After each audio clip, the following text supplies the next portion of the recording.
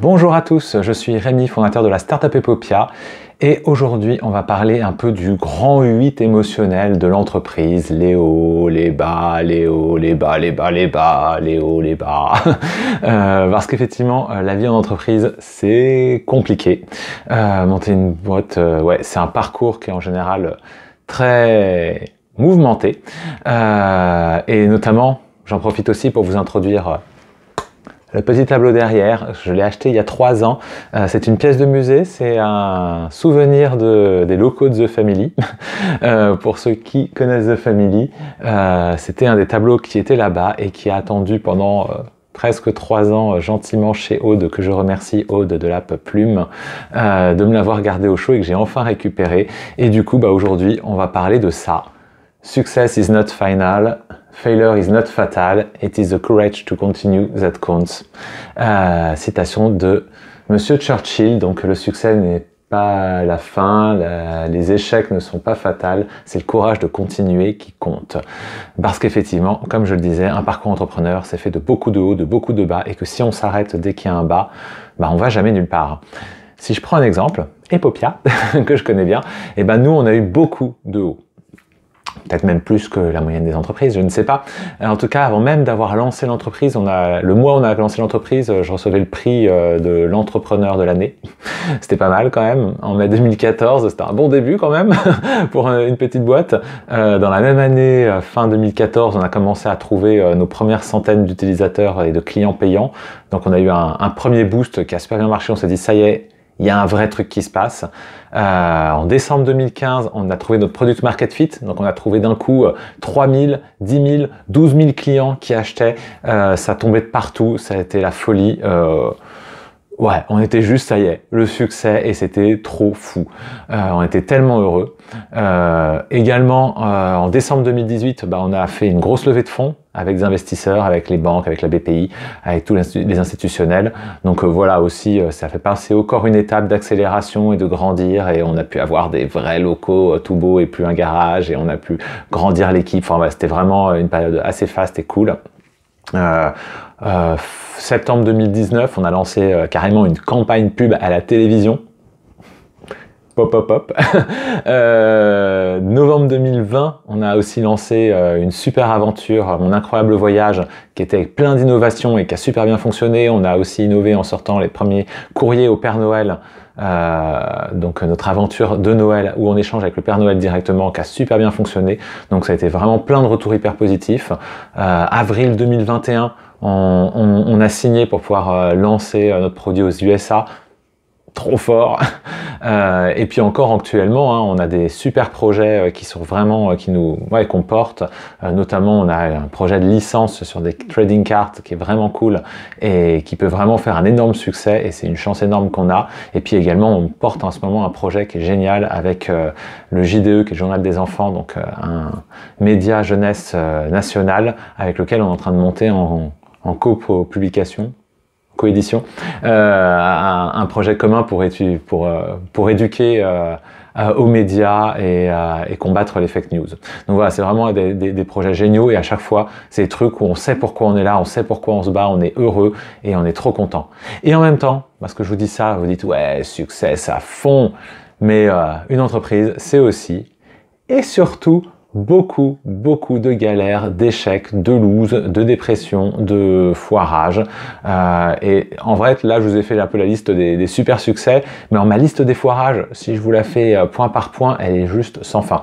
Mais si je vous donne juste pour contrebalancer un peu le truc, sur la même timeline, on a en 2014, on a galéré grave pendant des mois pour réussir à enfin sortir le produit, avoir le système de paiement, recevoir les produits imprimés qu'on voulait et qu'ils soient pas foireux. Pendant toute l'année 2015, on a testé des tonnes de stratégies pour trouver des clients et tout échouait systématiquement au point qu'on n'avait plus d'argent, au point qu'on a dû commencer à licencier l'équipe qu'on avait montée. On a lancé un Kickstarter aux États-Unis. échec et encore grosse perte d'argent. Enfin ouais, 2015 on était un peu au bout de notre vie. 2016 du coup fin 2015 on a eu de la croissance, après la crise de croissance qui va avec et toutes les galères de logistique, d'approvisionnement, de gestion client qui ont explosé derrière. En 2016 on se rend compte que c'est bien maintenant de l'acquisition, mais par contre les chiffres de rétention sont foireux et donc énorme remise en question bien dépressive de tout ce qu'on faisait pour essayer de trouver où pouvait être la solution. Je vous l'ai dit, on a fait une campagne télé, publicité télé, et ouais, là j'ai sauté un peu, mais en 2019, échec de la campagne télé, ça n'a rien donné, ça a coûté des blindes et ça n'a rien donné, c'était juste, on était au bout de notre vie. Si je reviens l'année d'avant, on avait testé des tonnes de nouveaux canaux, YouTube, Instagram, on a fait des offres premium pour tout de nouveaux marchés en 2017-2018. Tout a échoué, rien ne marchait, c'était la catastrophe. On arrive à fin 2019 après les pubs télé, du coup on a fait en urgence un pivot de business model qui du coup s'est fait dans la douleur parce que ça s'est fait ultra vite, ça a été très douloureux. En 2020, on a commencé l'année avec un plan de licenciement et en se séparant d'une partie de l'équipe, donc encore une fois, c'est en général ce qu'il y a de pire à faire, c'est de devoir licencier des gens. C'est vraiment les pires expériences en tant qu'entrepreneur. Donc c'était ultra dur. 2021, on l'a dit, on est parti aux États-Unis. Échec du lancement aux États-Unis. Premier lancement aux États-Unis, échec. Deuxième lancement aux États-Unis, échec. 2021, 2022, des difficultés structurelles sur l'entreprise avec des chiffres qui diminuent et du coup une fragilité de trésorerie qui gonfle. Donc grosse panique au sein de l'entreprise et des équipes. Et également en 2022, échec du refinancement. Donc comme ça, des galères, on a eu plein. Et on voit qu'on est encore là en 2022. Donc ça veut dire que pour l'instant, on s'est relevé de chaque échec. On a réussi à se relever et à repartir de l'avant et à construire autre chose et à continuer à avancer pour être encore là aujourd'hui. Et c'est ça qui est important de se rendre compte, c'est que toutes les réussites qu'on a eues n'ont jamais permis de devenir les rois du pétrole et de se dire c'est bon maintenant on va se la couler douce dans une île. Ce n'était à chaque fois que le début de quelque chose. Tous les échecs qu'on a eus n'ont été que des occasions de rebondir, de pivoter, de se réinventer, de creuser plus profondément pour trouver ce qu'il fallait changer, pour réussir à aller vers un nouveau chemin qui pouvait être encore plus éclairé que le précédent. Mais du coup, chaque réussite n'a jamais été une fin, chaque échec n'a jamais été une fin. C'était à chaque fois que quand c'est une réussite, ça vous motive pour tenir plus longtemps. Quand c'est un échec, ça vous force à vous réinventer. Et il n'y a pas d'échec qui soit une fin. Même si votre boîte, elle meurt, parce que c'est possible qu'à un moment, quand même, l'échec fasse que la boîte meure, en vrai, vous mourrez pas. C'est pas une fin.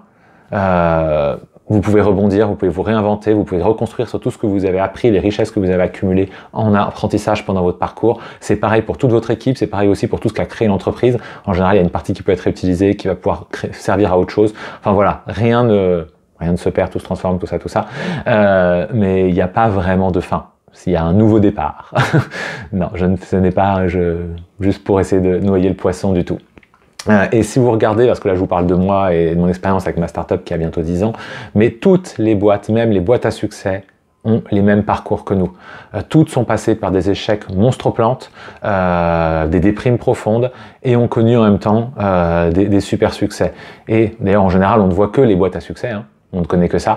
Mais ces boîtes à succès, ce qu'on voit pas, c'est que quand on gratte un peu derrière, ils ont énormément d'échecs et énormément de difficultés sur desquelles il ont fallu qu'ils se relèvent et qu'il a fallu rebondir. Je vous cite juste, j'en ai déjà parlé, des bouquins à lire, mais si vous lisez quelques autobiographies ou biographies d'ailleurs de grands entrepreneurs, si vous lisez The Hard Thing About Hard Things, ils m'ont dit que c'était impossible, alors je l'ai fait. L'entreprise du bonheur, à chaque fois vous voyez derrière, ils vous expliquent tout ce par quoi ils sont passés, vous dites mais waouh, en fait, ils ont failli mourir des tonnes de fois, quoi. Et au final, ceux qui sont encore là à la fin, c'est ceux qui ont eu le courage de continuer, qui n'ont pas baissé les bras, qui se sont battus jusqu'au bout, encore et encore. Mais attention, ça ne veut pas dire qu'il faut s'obstiner. Ça veut dire qu'il faut savoir se réinventer. Si vous faites la même chose que ce qui échoue et que vous continuez encore à faire la même chose, ça ne sert à rien. À chaque fois qu'on s'est retrouvé face à un échec, nous ou les entrepreneurs dans les bouquins, on s'est dit, ok, cette route-là, c'est un cul-de-sac. Quelle autre route on peut prendre qui soit pas trop loin et qui peut avoir une meilleure chance d'être un succès. Et donc à chaque fois on a pivoté, on s'est réinventé, on a fait autre chose ou on a fait différemment, on a vraiment cherché ailleurs et c'est comme ça qu'on a réussi à tenir dans la durée. Mais il faut pas s'obstiner, c'est pas la même chose. Avoir de la résilience et s'obstiner, c'est pas du tout la même chose. Par contre, bah voilà, c'est difficile et c'est normal. Ça, c'est le message du jour. C'est difficile et c'est normal. Et d'ailleurs, bon, Churchill dit que c'est le courage de continuer qui compte. Moi, je mets un petit haut là, c'est pas vraiment une question de courage. Parce qu'en vrai, en vérité, surtout si votre entreprise elle a avancé un peu, que vous avez un peu de vécu, c'est pas comme si vous aviez le choix en fait. Moi demain, si je suis en difficulté, je pourrais effectivement dire stop, j'ai pas le courage. Mais en vrai, je peux pas. Parce que je suis forcé de continuer. Je suis forcé parce que je dois servir mes clients et que je ne veux pas les abandonner. Je leur ai promis que j'allais les servir, donc il faut que je fasse tout pour les servir. C'est juste la base. Mais aussi, j'ai promis à mes financeurs et à mes investisseurs qu'ils allaient récupérer leur argent. Donc il faut que je fasse tout pour qu'ils le récupèrent. C'est la base. Mais aussi mes partenaires, mes fournisseurs, j'ai des engagements avec eux. Il faut que je les tienne, donc je ne peux pas les lâcher. Toute mon équipe qui construit tout jour après jour et qui se donne à fond, et le but c'est pas de leur dire bon je suis fatigué, allez je vous licencie. Non, on veut aller loin ensemble et donc je leur dois de me battre encore et encore. Et puis derrière, il y a encore tout ce que vous avez construit, tout ce que l'entreprise a construit, tout ce qu'elle a fait, tout ce que vous avez mis des années, du soin, de l'énergie à construire, vous voulez pas que ça s'achève, que ça disparaisse soudainement dans un feu de joie. Donc en fait, vous n'avez pas le choix. C'est pas une question de courage ou pas courage. Vous devez, c'est votre responsabilité, c'est votre rôle d'aller jusqu'au bout, de tenir le coup et d'essayer de chercher des manières de réussir. C'est ça votre travail. Encore une fois, avec à chaque fois une nouvelle manière, un nouveau plan, une nouvelle stratégie qui va vous permettre de trouver la bonne route. Voilà, j'espère que c'est clair pour vous. Le succès, c'est pas la fin. Moi, j'ai connu, j'étais dans des salles sur des scènes avec 10 000 personnes debout qui applaudissent, les caméras de télé sur moi et tout le monde qui disait c'est la fête du slip. Ce mec est génial. En vrai, quand vous vivez un moment aussi fort, on se dit toujours waouh, mais le jour où je vis ça, ça va être trop bien. En vrai, vous êtes là en disant ok. Et la seconde d'après, vous êtes toujours tout seul, vous êtes toujours vous.